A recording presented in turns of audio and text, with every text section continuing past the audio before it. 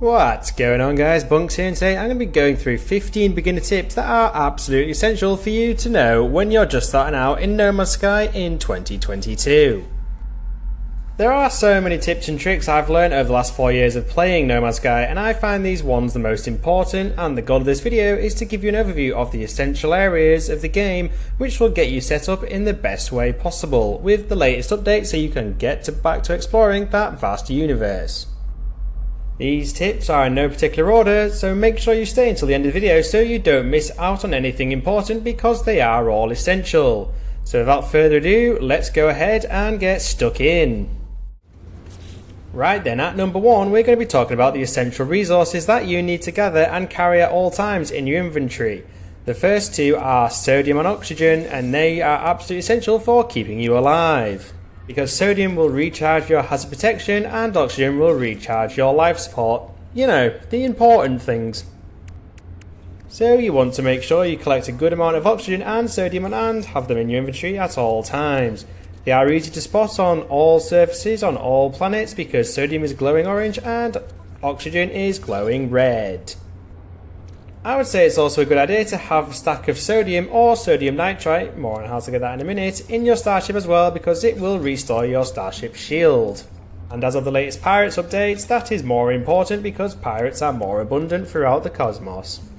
And the other essential resources you want to have at all times on your inventory are dihydrogen, as we'll be using this a lot for recharging your ship's launch thrusters, carbon for recharging your multi-tools mining laser and for fueling your personal refiner, more on that in a minute. Ferrite dust or silicate powder for refueling your terrain manipulator, which you should be using a lot in the early game. I would probably have a stack of both of these. Tritium for refueling your starship's pulse drive, and I'll tell you how to get that in just a few minutes, so make sure you stick around.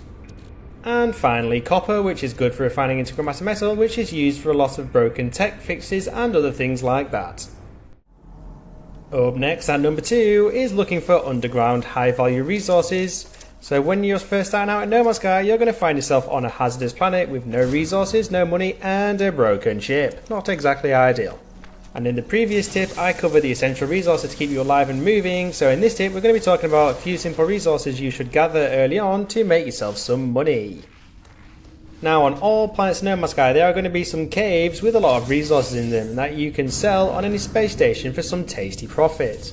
If you use your analysis visor and point it down, you should see some elements in your heads up display, and hopefully some of them say subterranean relics, and that folks is where you want to head by using your terrain manipulator to get down there. You should find all sorts of valuable resources down there in these caves like vortex cubes and more importantly cobalt.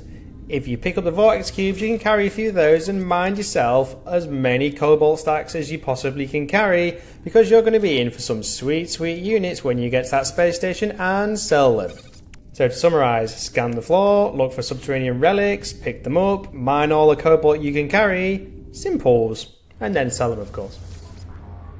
Next up at number 3, a small introduction to inventory management. Now I could do an entire 15-minute video on this topic and I certainly will be doing in the future, so make sure you're subscribed for that, but today I'll just be going over the basics.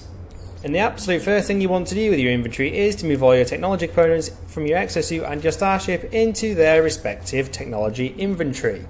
Why? Because this means you can store more resources in your regular inventory and they're important before you've expanded your exosuit and starship inventories. More on that in a few moments.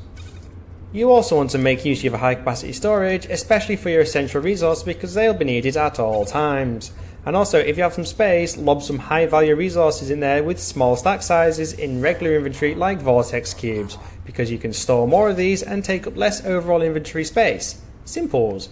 And finally, don't forget your starship can store a good amount of resources as well, so make sure you use that space early on in the game.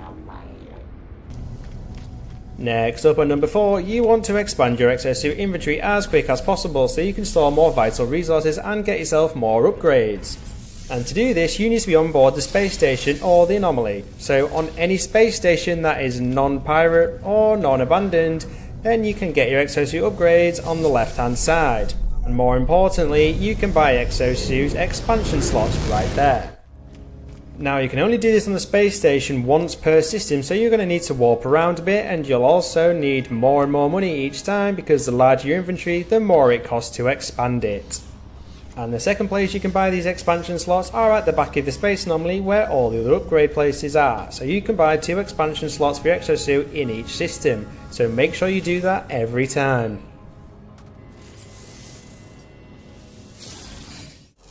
In at number 5, you want to make sure that you're scanning absolutely everything on the planets whilst you're down there. So by this I mean scan all the creatures you come across that have red dots on them when you're looking through your analysis visor, and scan all of the plants that you can see. You can scan the rocks and similar things like that, but they're not worth much, so I don't bother. And the reason you want to scan everything is of course to make money and some nanites, and in step 6 I will tell you how to make even more money. We're talking hundreds of thousands of units per creature scan and tens of thousands of units per plant scan. So once you have scanned all the things, if you go to your discoveries tab in your main menu, you can upload these for nanites, and if you manage to scan all the creatures on a single planet, you can get yourself a tasty nanite bonus, which could be upwards of 2,000 nanites depending on how many creatures there are on that planet, so it's definitely worth doing.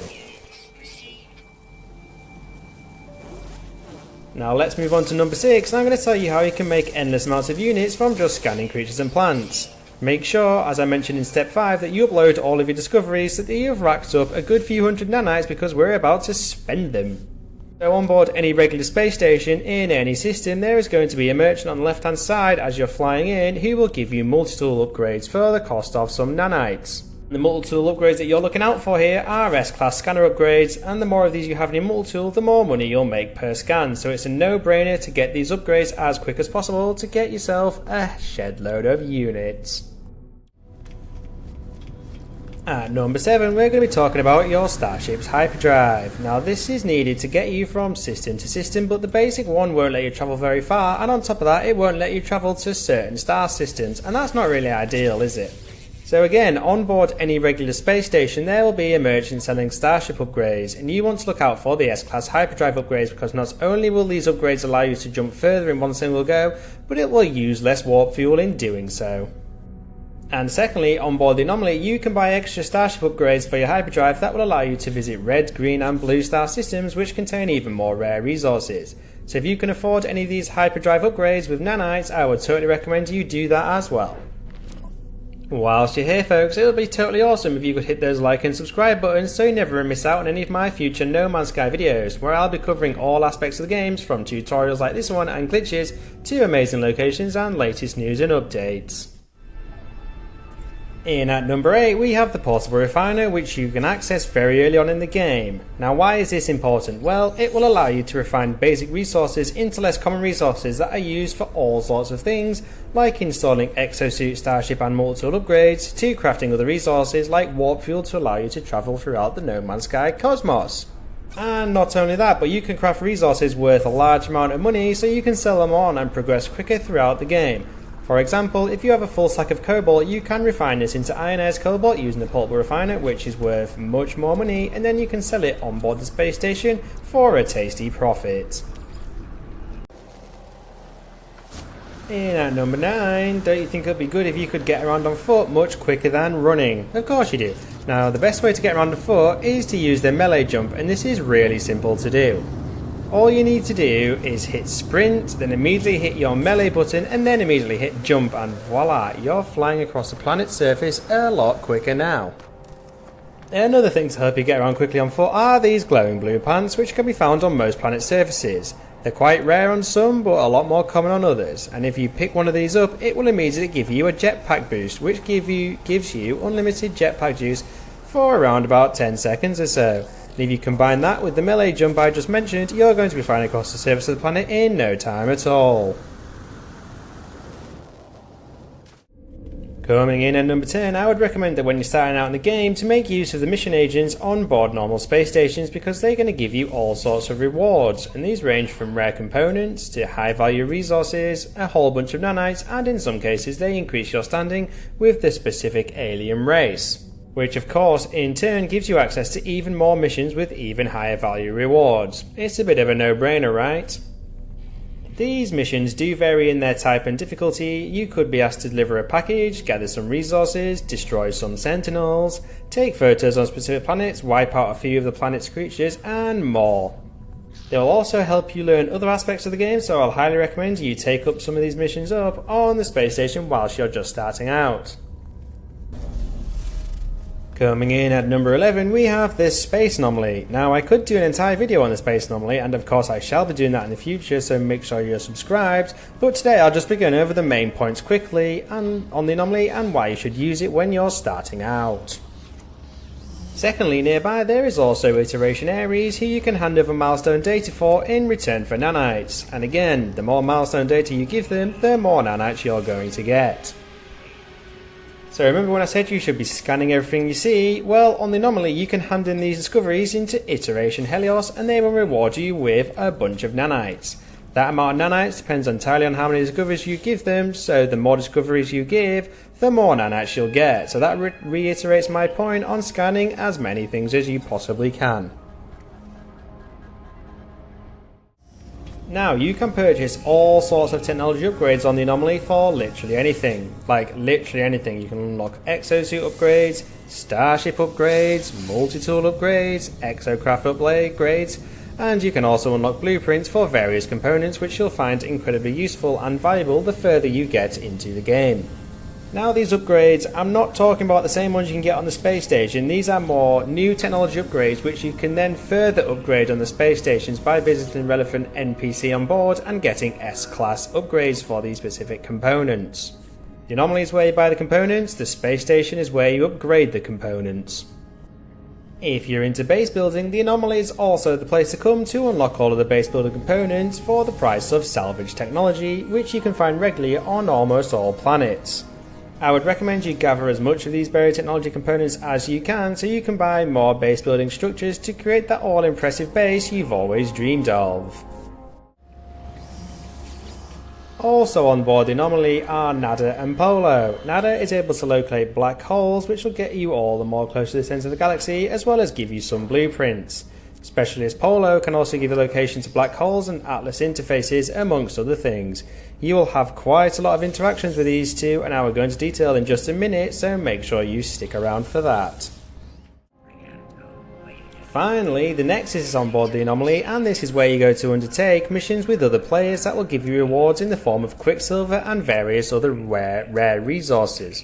These missions tend to take a little longer than the ones on the space station, but you're rewarded handsomely for them. And secondly, every weekend there is a weekend Nexus mission when you can quickly rack up your Quicksilver, where you can spend it at the Quicksilver Merchant. And this is where you buy even more rare items like new jetpack and starship trails, new appearances, more base building components, decals, and a lot more. Oh, and especially void eggs, which is the start of you getting your own living ship. So take a look at that. There is a lot more to Anomaly, but they are the absolute essentials that you need to know when you're starting out, but make sure you spend some time on there, take a look around and talk to all of the NPCs to see what you can find out. Up at number 12 we have Sentinels. Now before the latest Sentinel update, these guys weren't too much bother, and I even said in a few of my previous videos that I would like them to overhaul the Sentinel combat and make it more challenging. And boy did they do that. It is now a lot more difficult to destroy a bunch of sentinels than it used to be, so with that being said, when you're starting out in the game, I would avoid these until you've upgraded the weapons on your multi-tool and your shields on your exosuits, because they will likely kill you. You can tell which planets have a lot of sentinel activity from space by scanning them with your starship, and if it says aggressive sentinels or high sentinel activity, just make sure that you have your wits about you if you decide to go down to the planet's surface without upgrading your weapons or shields. That being said, just because the planet doesn't say it has high sentinel activity or aggressive sentinels doesn't mean that they're not there, so again, just be wary of them. If you're mining resources, that's when they tend to be a pain and start attacking you unless they're aggressive sentinels, in which case they'll just attack you on sight no matter what you're doing. For stewards.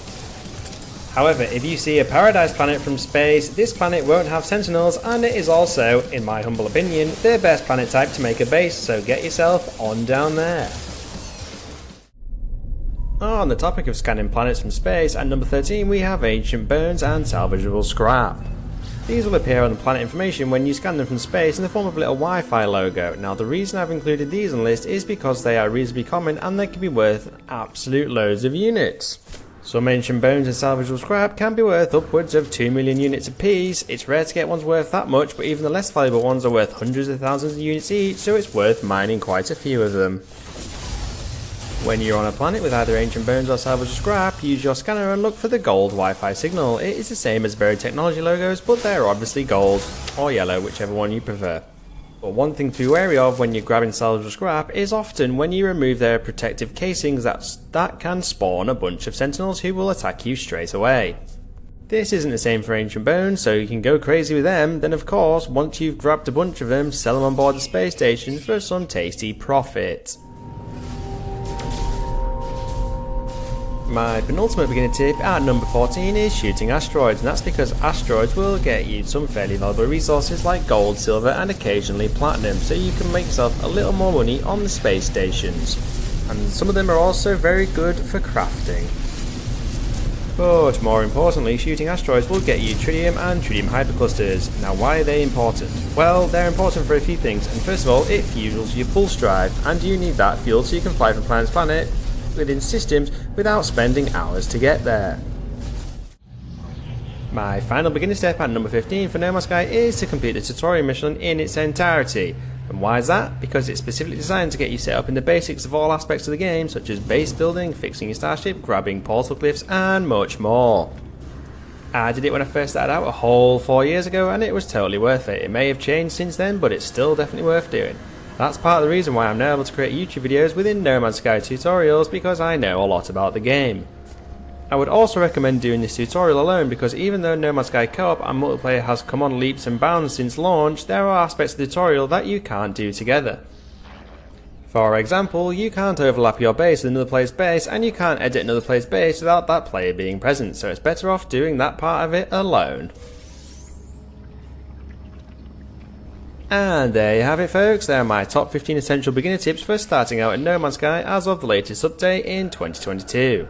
I hope you found this video useful, and if you did, it would be totally awesome if you could hit those like and subscribe buttons so you don't miss out on any of my future No Man's Sky videos. I will of course be covering all aspects of the game, from mod tutorials, glitches, base building and much more. Thank you for watching and catch you next time.